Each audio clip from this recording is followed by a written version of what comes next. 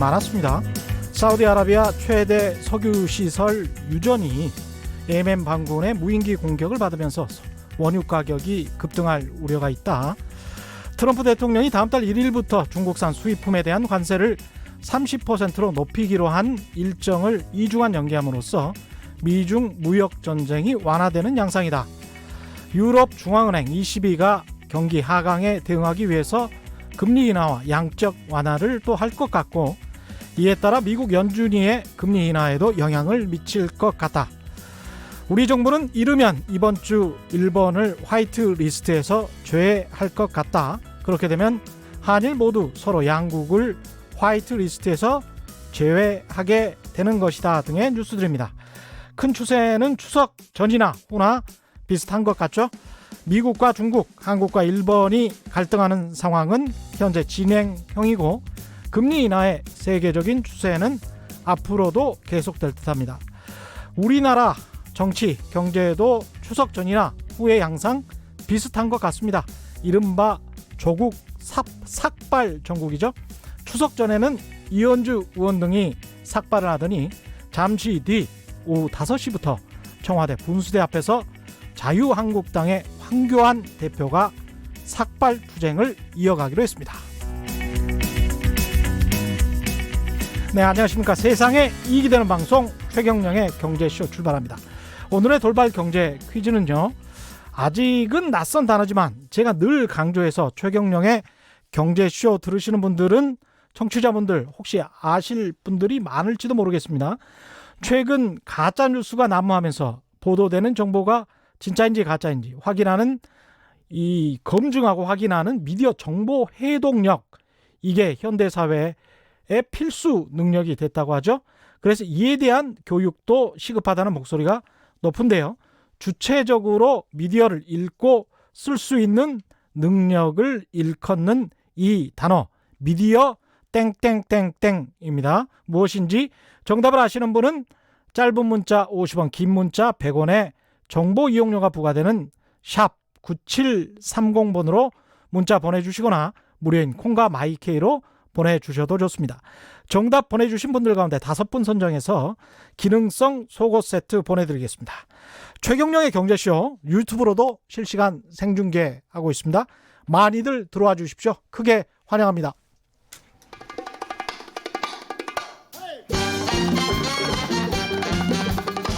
유쾌한 경영시의 한국경제 오도독, 최경영의 경제쇼.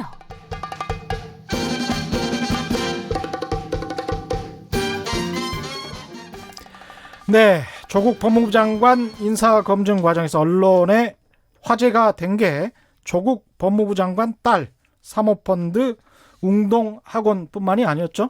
언론의 보도량, 기자들의 자질도 논란이 됐습니다. 사실을 전달하고 공론의 장을 만들어야 할 언론 자체에 문제가 많다는 것 한두 번 지적된 게 아닙니다만, 오늘 최경영의 경제쇼에서는 한국 언론 사망이라는 단어까지 공공연하게 등장하는 지금 무엇이 대체 문제인지, 언론사의 수익 구조, 미디어의 생태 지형 등 경제적 관점을 주로 해서 이 문제를 한번 다뤄보려고 합니다. 제대로 한번 다뤄보려고 하는데, 이른바 이제 기레기 비즈니스라는 말까지 나오고 있는 상황입니다. 팩트체크 뉴스톱의 미디어 뉴스톱의 김준일 대표와 이 문제 집중적으로 다뤄보겠습니다. 안녕하세요. 예, 안녕하십니까.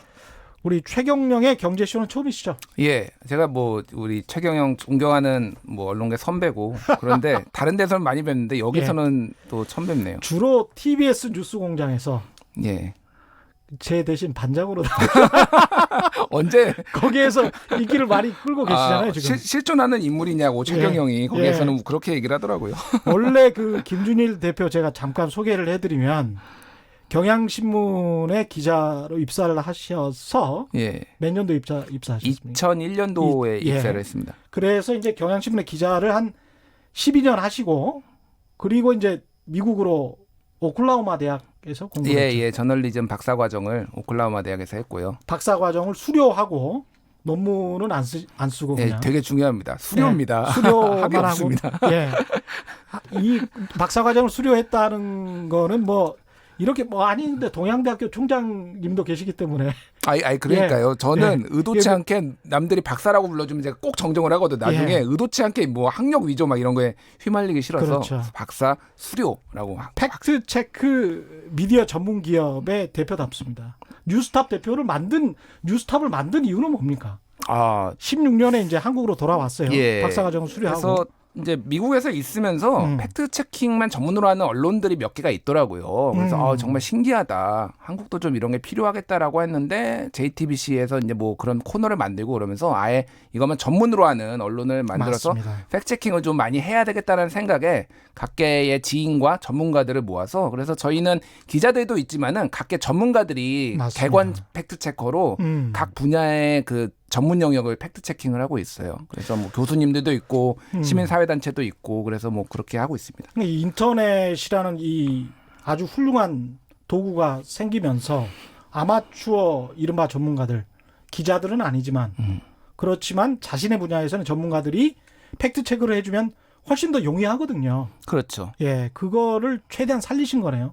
그렇죠. 그래서 예. 최근에 도대체 그 나경원 원내대표 예. 아들이 쓴 이 포스터가 무슨 내용이냐 그렇죠. 이거를 이해를 못해서 그 관련 전문가한테 이게 무슨 내용인지를 풀어서 써달라고 해서 저희가 팩트 체킹도 했거든요. 그러니까 도대체 이게 고등학생이 쓸 수 있는 내용인지 아닌지 맞습니다. 네, 그런 것도 예. 하고 그랬어요. 예.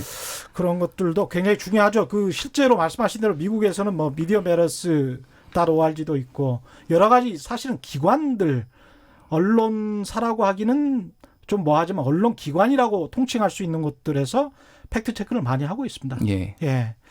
그래서 한국도 어떻게 보면 바람직한 현상인데 어떻게 보면 또 언론사가 얼마나 신뢰가 없으면 또 다른 팩트 체크 기관들이 등장을 해서 언론사의 뉴스를 또 팩트 체크할 수밖에 없는 또 그런 상황인 것 같습니다. 예, 뭐 저널리즘의 신뢰도가 많이 떨어진 것은 저도 안타깝게 생각을 하고 있고요. 뭐 한국의 저널리즘의 종사자들이 모두가 노력을 해서 좀 네. 지금 바닥에 떨어진 신뢰를 좀 높여야 되지 않을까 그렇게 생각을 하고 있습니다. 그 문제부터 짚어보죠. 언론사가 사실 이제 신뢰를 팔아먹고 사는 회사잖아요. 예. 신뢰 비즈니스인데 언론 전체에 대한 신뢰가 굉장히 떨어졌죠. 뭐 이제 전 세계적 공동 지표가 있죠. 예. 영국의 로이터 저널리즘 연구소가 매년 예. 세계 주요 38개국을 대상으로 이제 디지털 뉴스 리포트라는 거를 발표를 하는데 예. 아시겠지만 2016년부터 2019년까지 4년 연속 한국이 꼴찌를 기록하고 있습니다. 저널리즘 신뢰도에서. 몇 개국에서요? 38개국 중 주요 38개국이니까 주요 대략 38개국. OECD 국가 정도로 예. 생각하시면 돼요. 그래서 꼴찌. 4년 연속 꼴찌를 하고 있고요. 예. 그래서 이게 심각한 문제죠. 사실 말씀하셨듯이 뭐 신뢰 비즈니스인데 근데 어떻게 그러면 신뢰를 얻지 않고도 그러면 우리는 이 언론들을 살아갈 수 있을까? 오늘 주제는 그겁니다. 그래서 그러니까 망하지 않는 언론 이렇게 신뢰가 하락돼 있는데도 망하지 않는 언론사가 망하는 언론사가 별로 나타나지 않는다는 것도 참 신기합니다. 저는. 제가 사실은 미국에 이제 공부를 하러 간 이유가 예. 왜 이렇게 한국은 아무데도 망하지 않을까가 궁금했어요. 예. 미국에서는 가니까 그 2008년 금융위기 이후에 막 지역 언론사 5,000개씩 문 닫고 팡팡 막 망해요. 엄청 예. 많이 망했는데 예. 왜 한국은 하나도 망하지 않았을까라는 게 굉장히 궁금해서 좀 비교 분석도 해보고 그랬거든요. 이게 지금 예. 자본주의가 통용이 안 되는 시장인 것 같아요. 어떻게 보면 좀 한국의 언론 시장이 이상한 변형된 자본주의가 지금 예. 경언 유착이 그렇죠. 있는 거죠. 예. 근데 다행인 것은 이게 저 언론사의 신뢰가 완전히 최하 수준이다라는 거는 우리가 독재 국가가 아니다라는 것에 또 다른 징표입니다. 이런 점은 좀 안심하셔도 될 것 같아요. 북한 가면 다 믿습니다. 노동신문이랄지 뭐 이런 거 다 믿고 독재 국가에서는 이 다 믿잖아요. 예. 그렇죠. 예. 그래서 자유국가인 것은 사실이다. 베네수엘라는 아니다. 이런 가짜 뉴스, 한국이 베네수엘라 되고 있다. 이런 가짜 뉴스에는 속지 마시기 바랍니다. 그러니까요. 예. 그런 거 그거는 이제 믿으시는 독재 분 국가고요. 예. 거기는. 예. 그런 것도 믿으시는 분들이 또 있어서 그렇죠. 안타까워서 저희가 또 그런 것도 팩트체킹을 하고 있습니다. 예. 신뢰의 위기인데 이 신뢰 위기는 어디서 생긴 겁니까? 일단은 가장 근본적인 거는 돈을 음. 어디서 버느냐를 우리는 항상 근본 이 하부 구조를 봐야 되잖아요. 예. 그러니까 상부 구조도 중요하지만은 예. 현상이 아니라 밑에 밑바닥을 봐야 되면은 그렇죠. 돈을 어떻게 언론사가 버는지를 봐야 돼요. 예. 그러면 언론사는 두 가지 방식으로 봅니다. 하나는 기업으로부터 광고나 협찬을 받아서 유지를 하고요. 그러니까 기업하고 좋은 관계를 유지를 해야 되겠죠. 예. 또 하나는 클릭. 예. 그러니까 이제 온라인 인터넷이 발달을 하면서 이 온라인 상에서의 이게 돈이 어느 정도 된다라는 거를 이 언론사들이 깨닫기 시작한 거예요. 그래서 그렇죠. 클릭을 중심으로 클릭 최대화를 굉장히 지향하는 이런 식으로 운영을 합니다. 그래서 사실은 한국에 있는 독자들, 우리나라는 그 유료화 모델이 없어요, 사실상. 예. 모든 그 콘텐츠들이 사실상 무료입니다. 포털을 그렇죠. 중심으로 무료로 그렇죠. 제공되기 때문에 독자들이 힘을 쓸 수 있는 영역이 없는 거예요. 그러니까 독자들이 언론 저널리즘이 잘못됐다라고 지적을 해도 독자들이 돈을 내지 않는데 우리가 독자들을 위해서 뭔가를 서비스를 하고 더 좋은 뭐 콘텐츠를 만들어야 되는 그런 게 없는 거죠. 그러니까 이 기형적인 시스템으로 인해서 소위 말하는 기레기 저널리즘이라는 게 지금 탄생하고 있는 겁니다. 그게 외국과는 다르다. 선진국과는 다르다. 예. 예.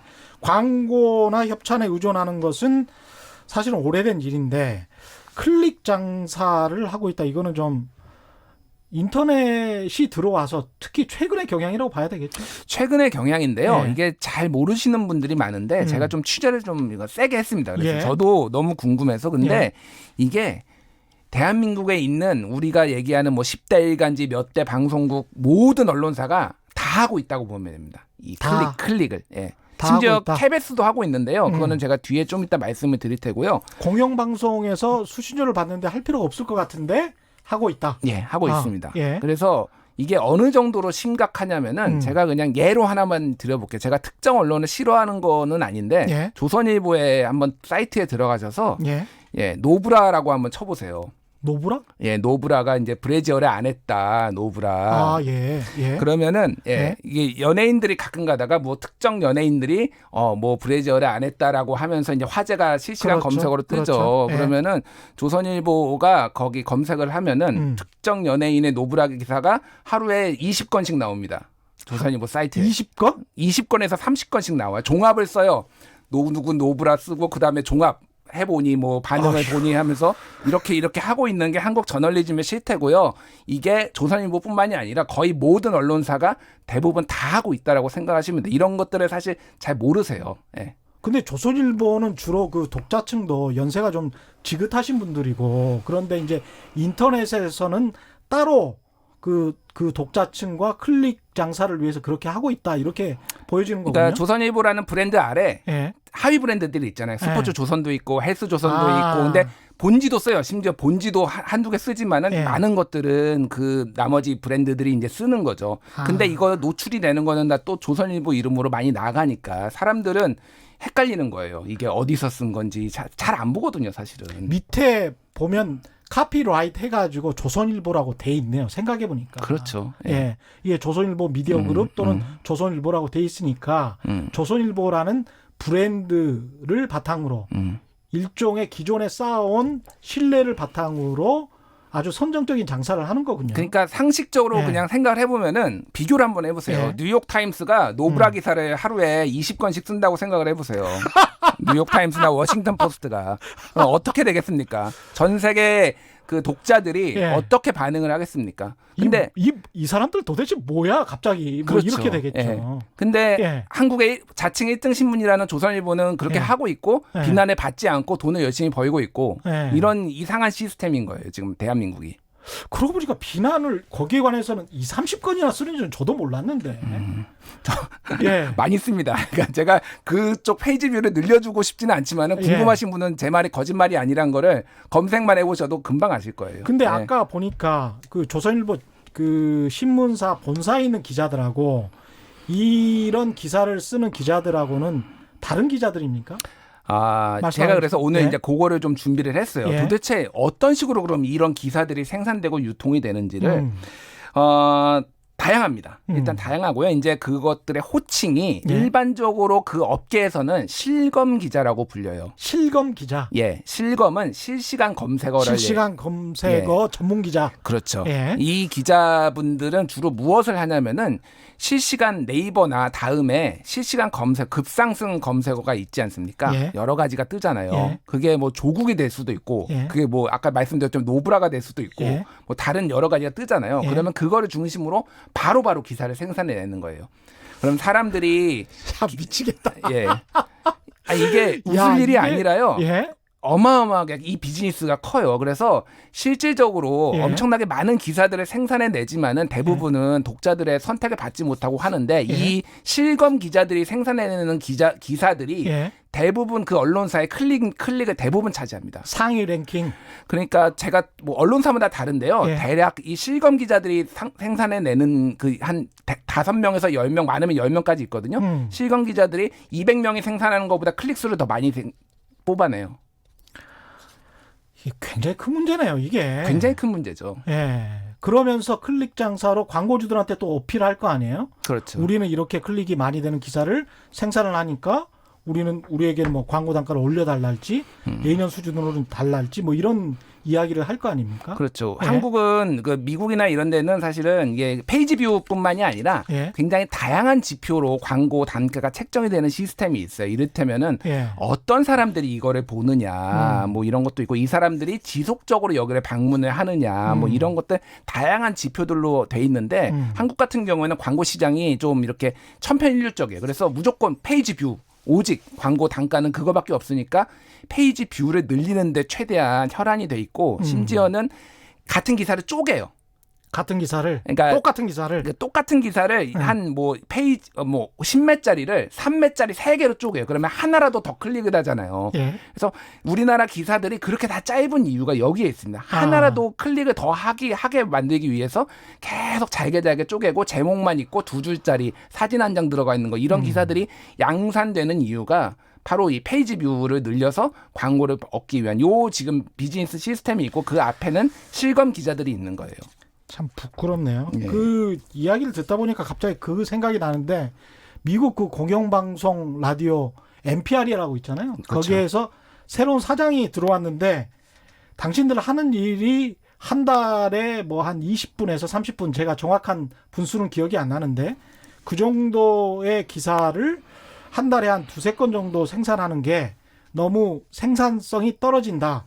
효율적이지 않다라고 해서 그걸 뭐 한 3-4건 정도로 늘린겠다라고 비전을 발표를 했어요. 새 사장이 들어와서. 근데 이제 보도국에서 그렇게 기사를 쓸 수가 없다. 한 달에 2건 정도밖에 기사를 제대로 된 기사를 쓰려면. 그래서 기자들의 강력한 저항에 부딪혀서 새 사장이 그런 어떤 나름의 비즈니스 모델을 철회를 했던 기억이 나거든요. 그렇죠. 그러니까 그런 식의 저널리즘 논쟁이 되는 나라와 지금 실시간 검색을 어떻게 하면 많이 하게 해서 클릭 장사를 많이 할 수 있을까만 혈안이 돼 있는 나라와는 저널리즘 언론의 어떤 수준 차이가 크게 날 것 같습니다. 제가 그래서 한 5-6분의 실검 기자를 인터뷰를 했어요. 네. 인터뷰를 해서 좀 실태를 알아봤는데요.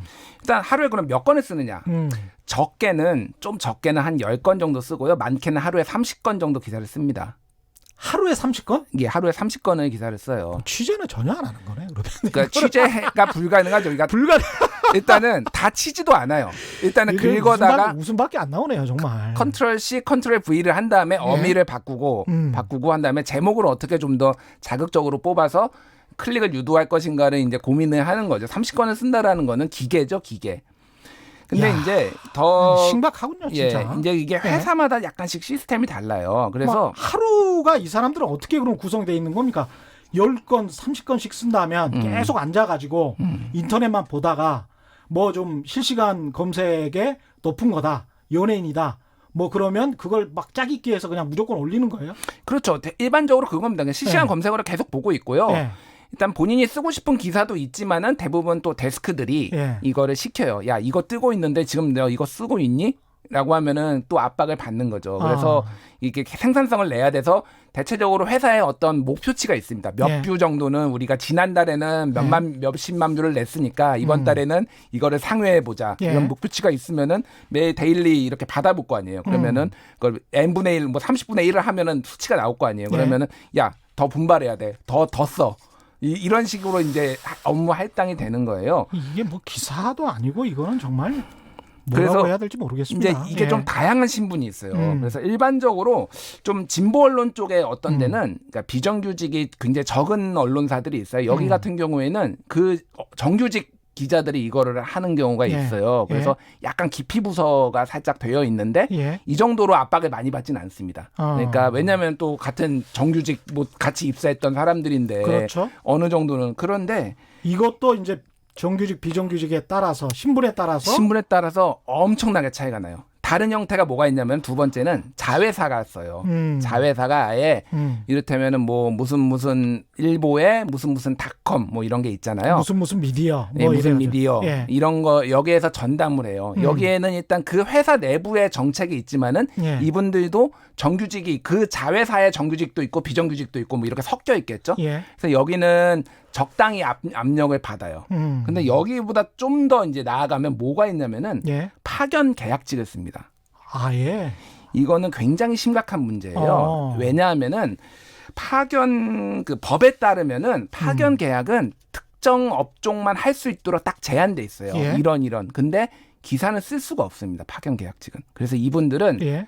업무 사무 보조로 계약을 해요. 들어와서 아예 제가 계약서도 봤는데 예. 사무 보조를 한다라고 계약서를 써서 여기에 파견이 와요. 예. 그다음에 실검 기사를 쓰는 거예요. 하루에 30건씩. 하는 일은 기자고. 기자고. 실검 기자. 실검 기자인데 이거는 법 위반이에요, 사실은. 근데 이런 제가 확인한 것만 이런 회사가 지금 주요 언론사에 한 대여섯 군데 되는데 더 많을 수도 있어요. 이거는 제가 다 파악을 한 게 아니니까. 그러니까 불법을 지금 대형 언론사들이 지금 자행을 하고 있다라는 겁니다. 법을 어겨가면서. 그러네요. 예, 왜 파견 업체를 쓰냐면은 말을 잘 들어요. 언제 잘릴지 모르니까 좀 더 많은 푸시를 할 수가 있고 이 사람들은 더 어떤 신분의 불안함이 있으니까 더 종속돼서 하라는 대로 다 하는 거예요. 그러니까 기사를 더 생산성이 좋으니까. 그러니까 언론사 내부에서 정규직 비정규직의 문제를 제대로 해결하지 못하는 상황에서 불법까지 저지르고 있다. 그렇죠. 예. 또 하나는 이제 아예 대행 업체에 맡겨버리는 거예요. 실검 대행사가 있어요. 그래서 이제 무슨 일보가 있으면은 무슨 대행사한테 너희가 기사를 다 써라고 하면 그 대행사 직원이 기사를 쓴 다음에 이름은 이 회사의 기자 이름으로 나가는 거예요. 이것도 일종의 편법이죠. 편법이라고 해야 되나? 뭐라고 해야 되나요? 그러니까 본인 이 대행사 직원의 이름으로 나가는 게 아니라 예. 기자 이름을 빌려줘야 되잖아요. 기자 이름을 빌려줘야 되니까 차명 계좌도 아니고 차명 기사네요. 차명 기사죠. 기사. 예. 그래서 대충 제가 말씀드린 요 정도의 시스템으로 지금은 움직이고 있고요. 최근에는 이제 인턴 기자들을 쓰기 시작합니다. 인턴 기자. 왜냐하면은 지금 취업이 안 되잖아요. 20대들이 예. 너무너무 근데 언론사에 가고 싶은데 예. 인턴 경력이라도 있으면은 나중에 취업이 도움이 될까라고 예. 해서 인턴 기자들을 뽑으면은 인턴 기자들이 하루에 30개씩 지금 이런 기사를 쓰고 있는 인턴 기자들이 있는 거예요. 지금 노동 착취죠. 그러니까. 이런 친구들은 또 대학에서는 언론학을 전공한 친구들도 많을 거고 언론 윤리를 배웠을 텐데 사회에 첫발을 들여서 이런 일을 당하면 참 이게 제가 확인을 한 게 해외 유학파 실검 기자도 있었고요. 뭐 해외 유학파도 예, 독일 뭐 이런 데서 유학한 분도 있었고 예. 뭐 소위 말하는 스카이나 뭐 좋은 대학에서 나왔는데 지금 이게 안 되니까 알바를 뛰는 거죠. 이런 거를 하는 그 친구들이 있더라고요. 본인들도 굉장히 괴롭겠습니다. 매우 괴롭죠. 예. 이게 내가 하는 사람도. 예. 그래서 이게 지금 엄청난 많은 차별과 무슨 이런 것들이 노동 착취가 벌어지고 있어요. 지금 제가 지금 다 이거는 증언으로 직접 들은 건데요. 예. 증언들이 있어요. 예. 명함을 안 파줍니다. 일단. 아, 회사에 들어갔는데 회사에 들어가서 기사를 하루에 30개씩 쓰는데 기자라는 이름을 못 쓰는구나. 그러니까 자기는 유령 인간이에요. 왜냐하면 밖에 나가서 어디 기자라고 하면은 이런 거를 어떻게 기사라고 할 수 있냐라고 스스로 부끄럽다고 언론사가 생각을 하는 거겠죠. 그러니까 그분들은 명함을 못 파요. 몇몇을 제가 만나봤습니다. 그 회사에서 정책적으로 명함을 못 주게. 그러니까 자기는 진짜 무슨 어디 가서 이 언론사에 다닌다고 말도 못하는 거예요.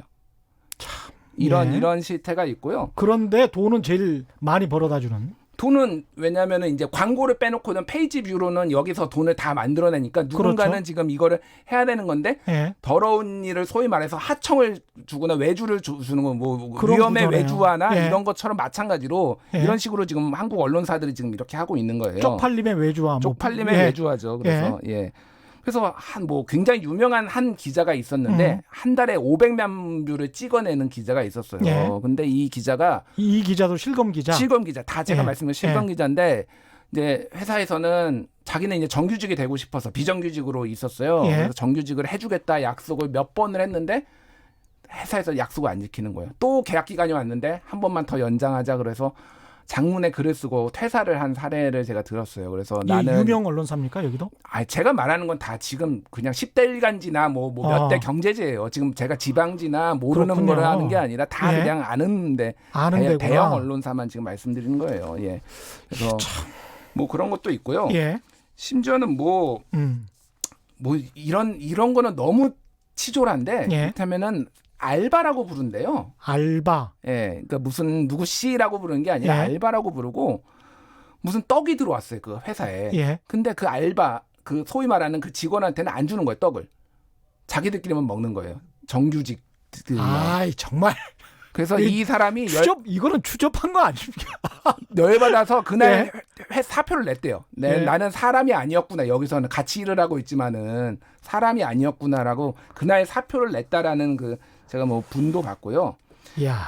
뭐 이런 사례가 너무 많아요 지금. 이게 그러니까 언론사들이 비정규직 철폐해야 된다 이런 얘기하고 뭐 하고 있는데 얼굴에 철판을 깔고 있는 겁니다. 이 자기 내부에서 이런 식으로 사람들을 차별을 하고 지금 노동 젊은 사람들의 착취를 해가지고 지금 고열을 짜가지고 지금 이게 쌓아진 이 신기루 같은 지금 모래성에 있는 거예요 지금 언론사들이.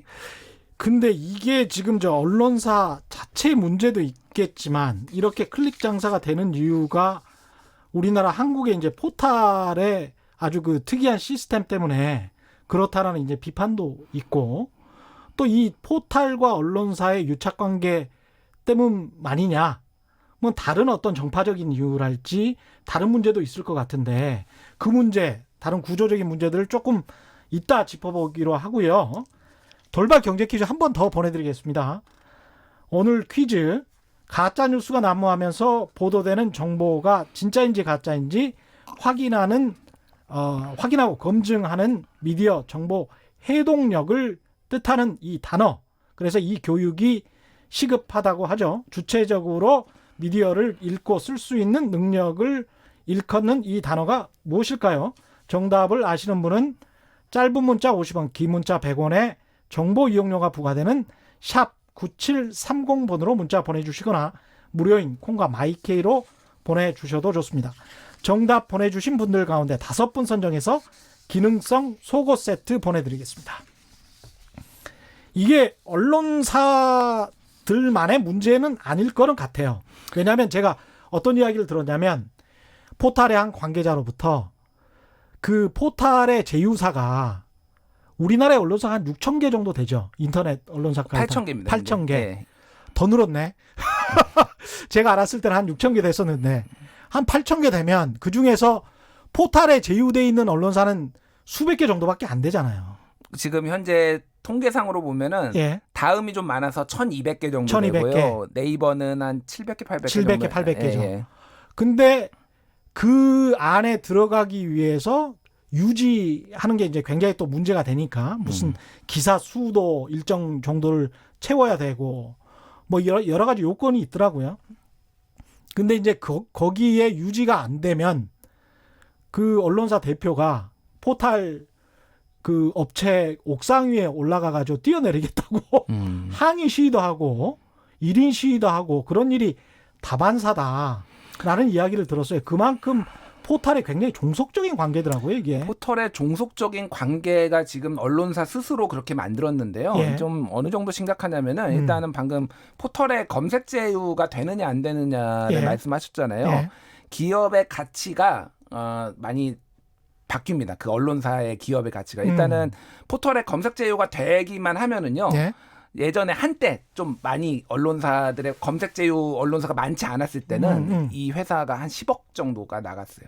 예. 검색 제휴만 되면은. 예. 그러니까 길을 쓰고 다들 검색 제휴로 통과하려고 하던 이유가 그거예요. 그러니까 그렇죠. 어떤 식으로 하냐면은 두 가지 방식이 있어요. 방금 말씀드린 대로 이렇게 실시간 검색어로 막 이렇게 페이지 뷰를 늘리는 방법과 하나는 대기업 회장 이름이 들어간 기사를 써서 그다음에 그 이제 특정 그 기업에 가서 공갈 협박. 공갈 협박을 해가지고 이제 기사와 광고를 바꿔먹는 예. 이런 식의 그러면서 이제 기사는 내려버리고 삭제해버리는. 비즈니스 예. 모델이 있었죠. 예. 그런 것들이 있었는데 그래서 지금 그 아까 제 서두에 말씀드렸지만은 한국에서는 지금 포털과 언론과 독자 이 세 요 주체들이 예. 기레기 시스템을 같이 만들어내고 있어요. 그렇죠. 그러니까 예. 독자는 뭐냐? 예. 독자는 어느 언론이 더 좋은 기사를 생산해내는지 그런 예. 것들을 좀 옥석에 가리지 않고 실시간 검색어 위주로 이렇게 클릭을 해주니까 예. 이런 기레기 시스템이 예. 지금 유지가 되는 거예요. 선정성 위주로 클릭을 많이 하니까 그게 계속 이제 악순환이 되는 거죠. 그렇죠. 그래서 악화가 양화를 구축해 그렇죠. 쫓아내버리는 겁니다. 그러니까요. 그러니까 이번에 조국 소위 말해서 조국 예. 대전에서 예.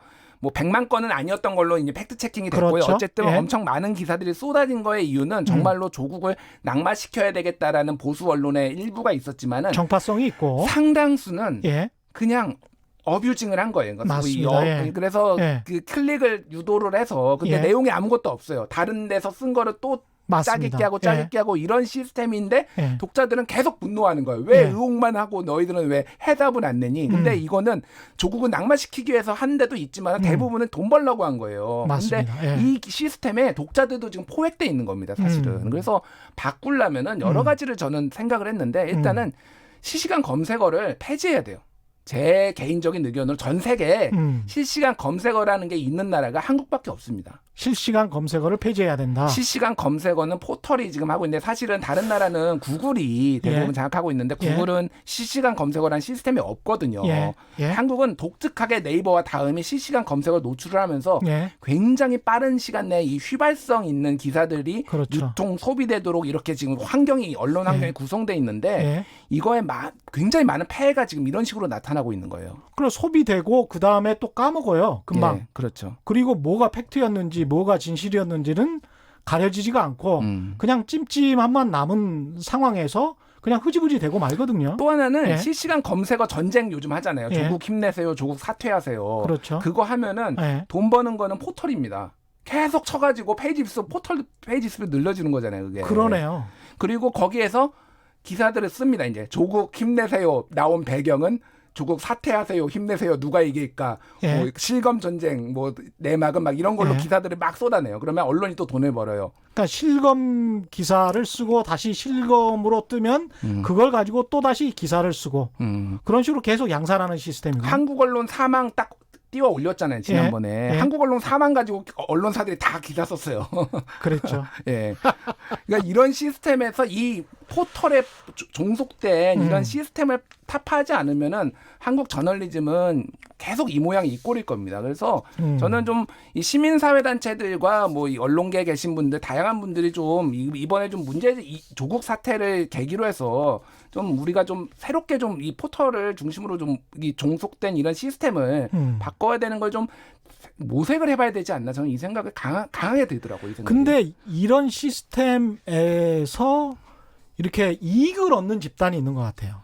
정치 집단도 그렇고 진실이 안 가려지고 이런 식으로 휘발성 강하게 의혹만 남고 그냥 사라져버리면 그러면 좋은 집단이 있고 그렇죠. 꼭 진실이 가려져야 되는 집단이 있고 그게 각각의 이익이 다른 것 같습니다. 그러니까 이런 흙탕물 속에서 또 그 와중에 뭔가를 빼먹으려고 다 달려드는 거예요. 정치권도 그렇죠. 달려들고 여기서 달려들고 하면서 더 엉망진창이 되는 그렇죠. 이런 시스템인 거예요. 그러니까 말씀하셨듯이 냄새만 풍기고 아무것도 안 남는 누군가는 그걸로 또 이득을 보려고 하고 있고. 그렇죠. 그래서 좋은 언론이 사실은 힘을 얻기 힘든 구조예요. 그래서 제가 말씀드리는 거는 포털을 중심으로 한 실시간 검색어 폐지하는 거에 좀 뭐 한번 고려를 해보시는 거고 또 하나는 좋은 언론은 후원을 해주셔야 돼요. 그러니까, 좋은 언론을 후원해 줘야 된다. 왜냐하면은 진짜 열심히 하고 있고 실시간 검색어 장사도 안 하고 그런 언론들이 꽤 있어요. 예. 근데 이런 언론들은 굉장히 생계에 허덕이고 있어. 그러면 유혹에 시달리는 거죠. 나도 그렇죠. 실시간 검색어 해가지고 돈 좀 벌어볼까? 왜냐면 검증된 비즈니스잖아요. 그렇죠. 그런 유혹에 시달릴 수밖에 없어요. 네. 근데 하루에 30건씩 40건씩 그렇게 기사를 쓰는 곳하고 한 달에 기사를 한두 개 정도 써서 정말 좋은 기사를 쓰는 것하고 근데 그런 언론사들이 지금 8,000개가 있으면 하나라도 기사를 제대로 쓰면 그게 8,000개의 좋은 기사가 모이는 거잖아요. 그렇죠. 그렇게 되면 사회가 굉장히 좀 선순환의 구조가 될 텐데 서로 8,000개의 언론사가 몇 천 개씩 나쁜 기사를 쓰다 보니까 하루에 기사 몇 개 나오는지 혹시 아세요? 모르겠습니다. 하루에 가늠이 기사가 안 되네. 포털에서 예. 6만 개 정도 나옵니다. 기사가. 6만 개? 예. 아웃링크가 한 3만, 그러니까 아웃링크, 인링크 합쳐서 6만 개 정도 매일 기사가 쏟아져요. 예. 그러면 좋은 기사 하나 써도 그 6만 분의 1이네. 하지만 이제 그런 것들이 좀 더 주목받을 수 있게 우리 예. 독자들이 좀 더 밀어줘야 되는 거죠. 그러니까 다 똑같은 기사만 있으니까 이게 6만 개. 사실은 6만 개 중에 얼마나 그 방금 말씀드렸던 실검 기사가 많겠어요.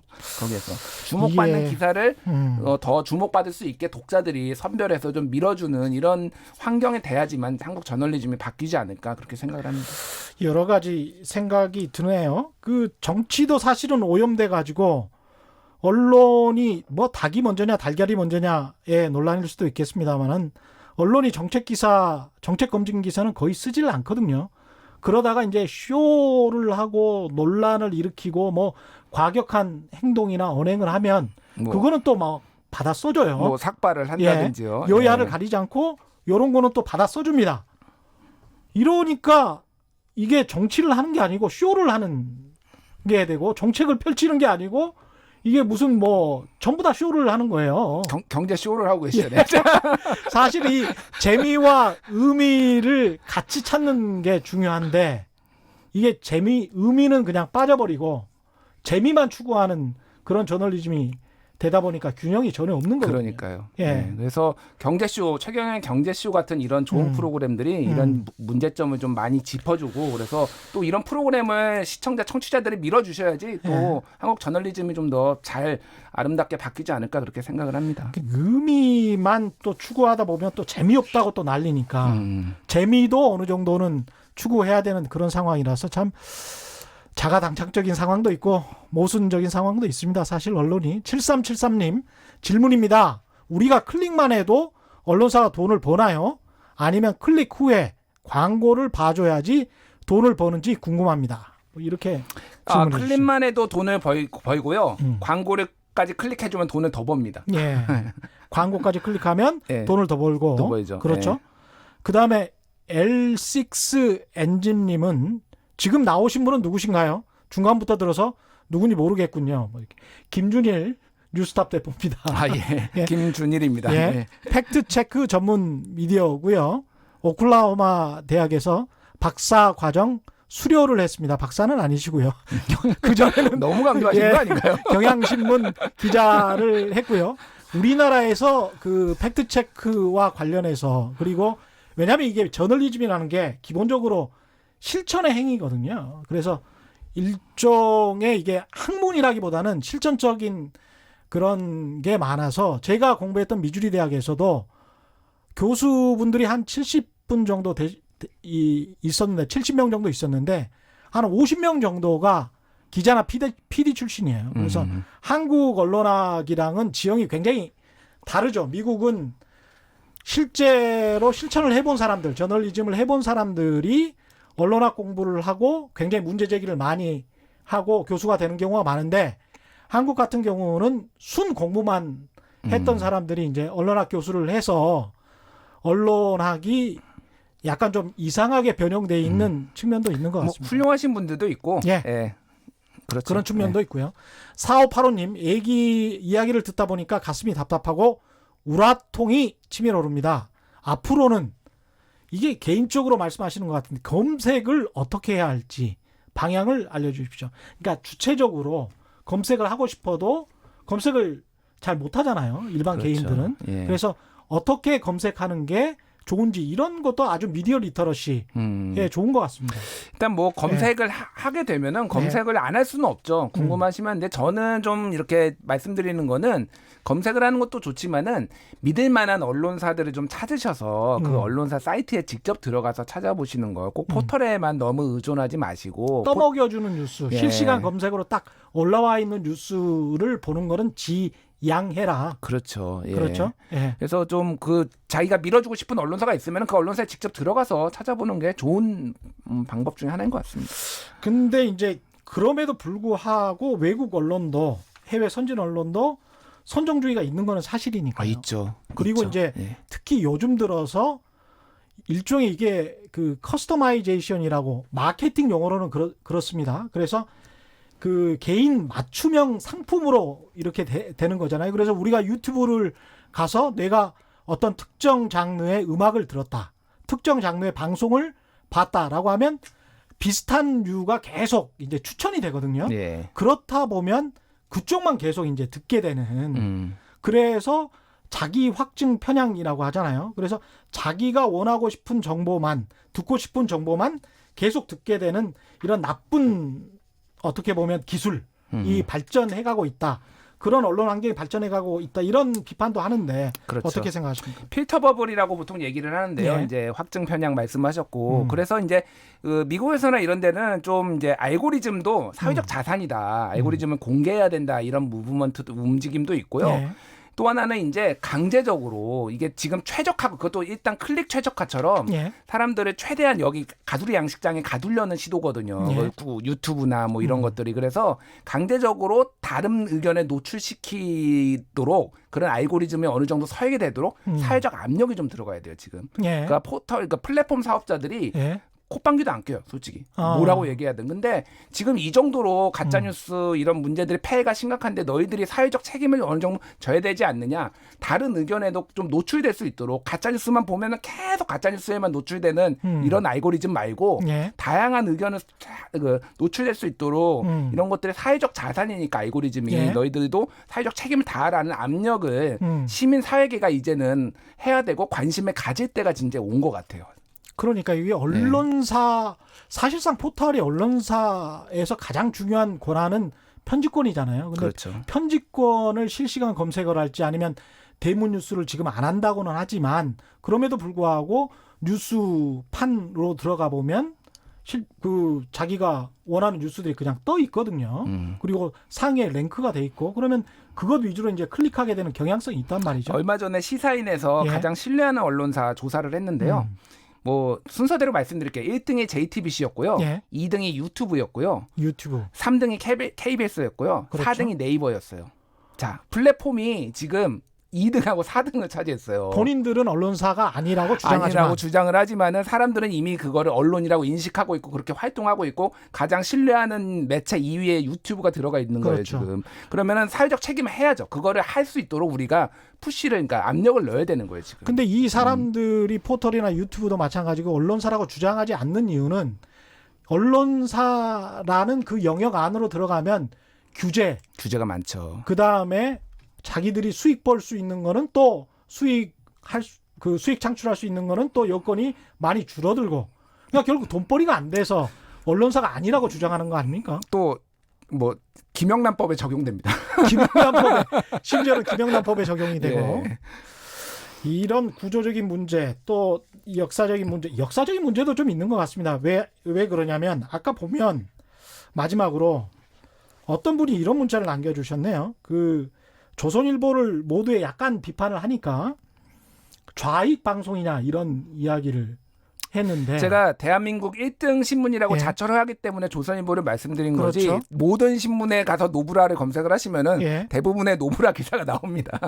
예. 그렇죠. 조선일보 같은 경우는 1등 신문이면서 그러면서 굉장히 상업지의 행태를 많이 보이고 너무 선정적으로 하고 있기 때문에 특히 부동산 뉴스 같은 경우는 이게 정말 정론지라고 스스로를 말할 수 있는 것인지 이런 식으로 부동산 광고와 기사를 헛갈리게 기사가 마치 광고처럼 하면서 분양 광고 마케팅을 하는 것처럼 기사를 쓰면서 스스로를 정론지라고 뻔뻔하게 이야기하는 언론사는 전 세계적으로 유례가 없습니다. 그래서 이것은 정파적인 문제하고는 좀 많이 다른 것 같고. 그렇죠. 예. 그렇습니다. 이야기를 막 하다 보니까 시간이 많이 지나버렸네. 끝마쳐야 될 것 같습니다. 오늘 말씀 여기까지 감사하고요. 지금까지 팩트체크 미디어 뉴스톱의 김준일 대표와 함께했습니다. 앞으로도 종종 좀 나와주십시오. 이런 문제에 관련해서. 예, 알겠습니다. 예, 고맙습니다. 오늘 돌발 경제 퀴즈 정답은 미디어 리터러시였고요. 당첨